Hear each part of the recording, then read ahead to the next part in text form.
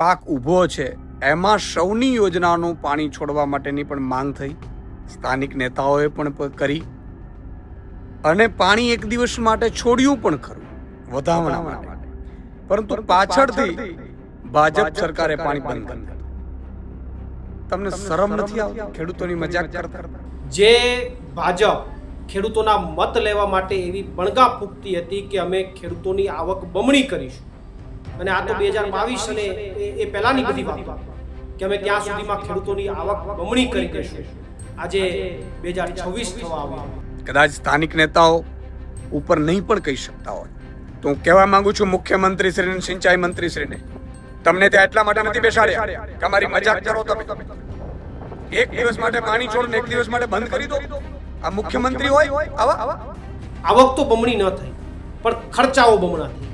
દવા, બિયારણ, ખાતર આ બધું બમણું થઈ ગયું, આવક બમણી ન થઈ.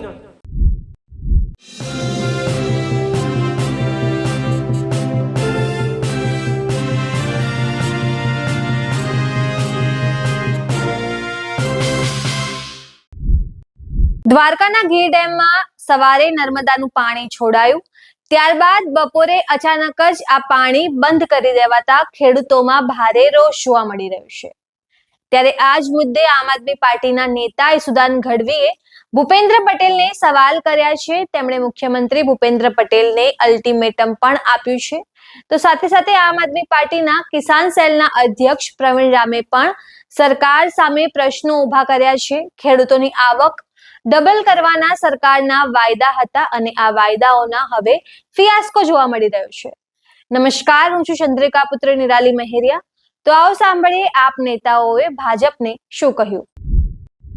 જય જવાન જય કિસાન.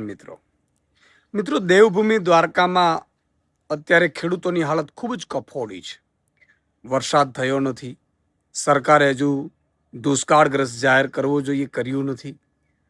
બિયારણ કેટલું મોંઘું બિયારણ લઈને ખેડૂતોએ બિયારણ પણ લગભગ બરબાદ થઈ ગયું છે. અને થોડું ઘણું પણ 25% જે પાક ઊભો છે એમાં સૌની યોજનાનું પાણી છોડવા માટેની પણ માંગ થઈ, સ્થાનિક નેતાઓએ પણ કરી અને પાણી એક દિવસ માટે છોડ્યું પણ ખરું વધામણા માટે, પરંતુ પાછળથી ભાજપ સરકારે પાણી બંધ કરી દીધું. તમને શરમ નથી આવતી ખેડૂતોની મજાક કરતા? તમે વાગ્યા ઉપર મીઠું ભભરાવાનું કામ કરો છો.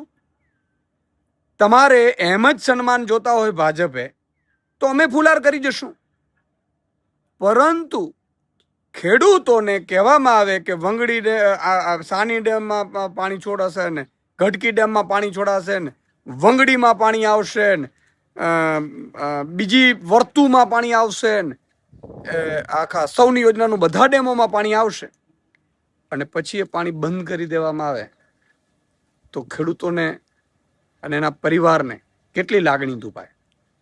કદાચ સ્થાનિક નેતાઓ ઉપર નહીં પણ કહી શકતા હોય તો હું કહેવા માંગુ છું મુખ્યમંત્રી શ્રીને, સિંચાઈ મંત્રી શ્રીને, તમને ત્યાં એટલા માટે નથી બેસાડ્યા કે અમારી મજાક કરો તમે. એક દિવસ માટે પાણી છોડ ને એક દિવસ માટે બંધ કરી દો. આ મુખ્યમંત્રી હોય આવા કે જે લોકો ખેડૂતોની પીડા સમજવાની જરૂર છે. ખરેખર તો દ્વારકામાં વિઝિટ કરવી જોઈએ કૃષિ મંત્રીએ કે મુખ્યમંત્રીએ, સિંચાઈ મંત્રીઓએ.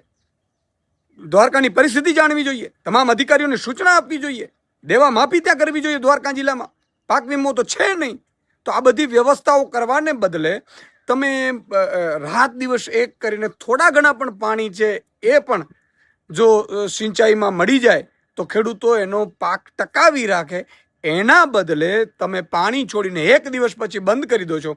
આવી મજાક મેં ક્યાંય જોઈ નથી. આ ભાજપ સરકારની મજાક. આ ખેડૂતો 54 લાખ ખેડૂતો, એના સંતાનો હવે કોઈ પણ જ્ઞાતિ જાતિ ધર્મમાં પડ્યા વગર, કોઈ પણ એના લીડરમાં પડ્યા વગર ભાજપ વિરુદ્ધ મતદાન કરીને જવાબ આપશે. એટલે હું કહું છું કે તાત્કાલિક ધોરણે મુખ્યમંત્રીશ્રીએ ફરીથી સૌની યોજનાનું પાણી છોડવું જોઈએ અને દ્વારકા જિલ્લાને દુષ્કાળગ્રસ્ત જાહેર કરીને ખેડૂતોને મદદ કરો, ઘાસચારાની વ્યવસ્થા કરો. તુરંત કરવામાં આવે એવી માંગ કરું છું. નમસ્કાર મિત્રો, જય જવાન જય કિસાન.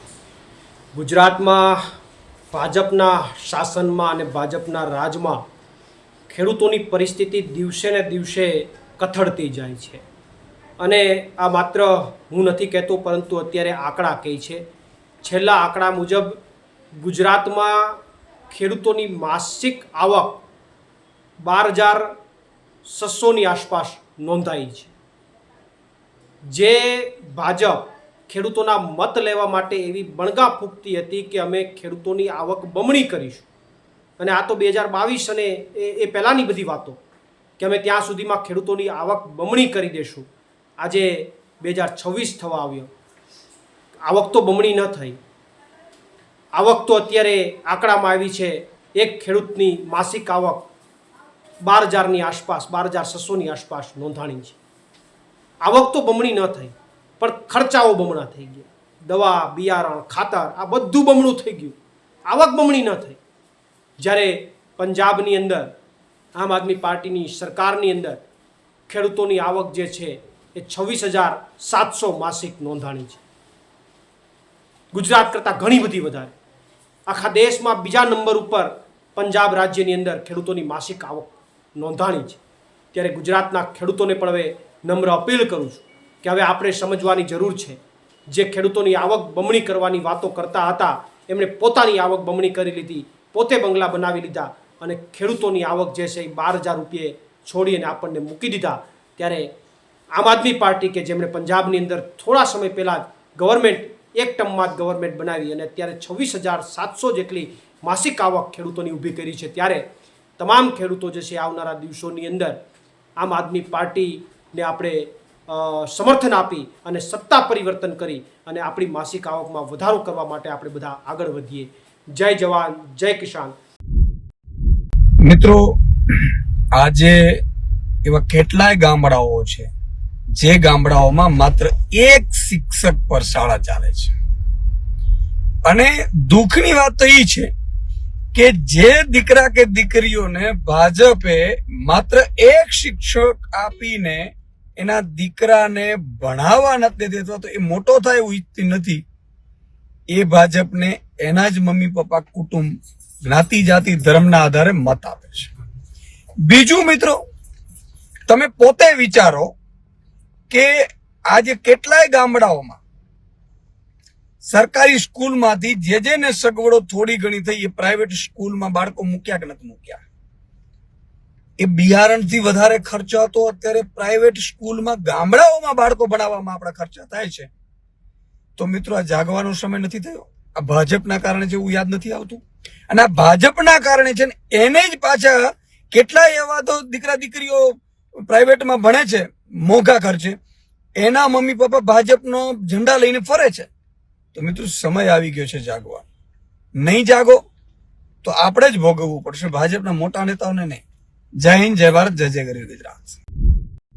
તો જેમ તમે સુદાન ખડવી અને પ્રવીણ રામની વાત સાંભળી, તમે તેમની વાતથી કેટલા સહેમત છો અને આ વિશે શું વિચારો છો, અમને જરૂરથી કમેન્ટ કરીને જણાવજો. એ સિવાય સરકારે અમારું જૂનું ફેસબુક અને ઇન્સ્ટાગ્રામ ભારતમાં બેન કરી દીધું છે, તો તમે અમને અમારા નવા અકાઉન્ટ પર પણ ફોલો કરી શકો છો. અત્યાર માટે બસ આટલું જ. ધન્યવાદ.